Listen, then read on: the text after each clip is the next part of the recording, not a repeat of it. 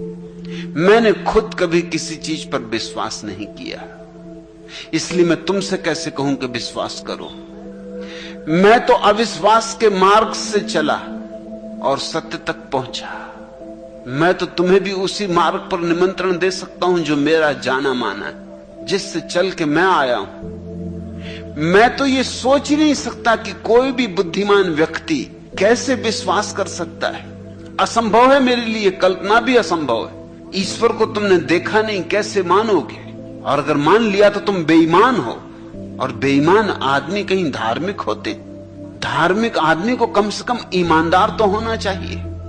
इतना भी ईमान नहीं है कि तुम कह सको कि मुझे पता नहीं। तुम कायर हो। लोग कहते हैं कि मानो, और ऐसे लोग जिनके हाथ में ताकत है, तुम ताकत के सामने झुकते हो। तुम सोचते हो तुम आस्तिक हो। तुम आस्तिक नहीं हो।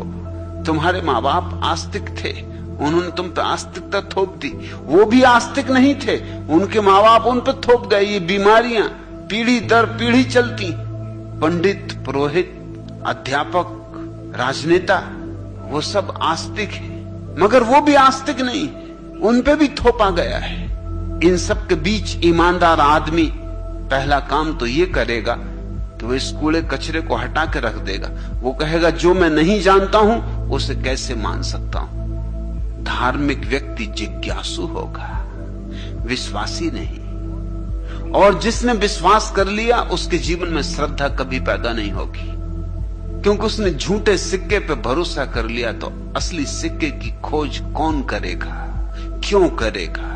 जब झूठा ही असली मान लिया तब असली की खोज की झंझट क्यों उठानी, कैसे उठानी? तुमसे कहा गया है सदियों सदियों से कि अगर ईश्वर को पाना है तो पहले मानो। ये भी कोई बात हुई? ये तुम्हारी बुद्धिमत्ता का अपमान हुआ, ये तुम्हारी आत्मा का अपमान हुआ। मैं तुमसे कहता हूं अगर ईश्वर को जानना है तो मानना कभी नहीं। अगर ईश्वर को जानना है तो खोजना, विश्वास मत करना। मैं एक वैज्ञानिक धर्म की नींव रख रहा हूं। यहां तो पूछो, जी भर के पूछो। पूछोगे तो उसका अर्थ हुआ तुम खोज रहे हो। मैं तुम पर कुछ थोपना नहीं चाहता, इसलिए तुम्हारे प्रश्नों के विपरीत नहीं हूं। चाहता हूं तुम्हारे भीतर प्रश्नों को जगाऊं, सदियों सदियों से सोए पड़े प्रश्नों को उकसाऊं। सदियों सदियों से तुम्हारे भीतर प्रश्नों के अंगार विश्वास की राख में दब गए, उस राख को हटाऊं और अंगारों को फिर से हवा दूं।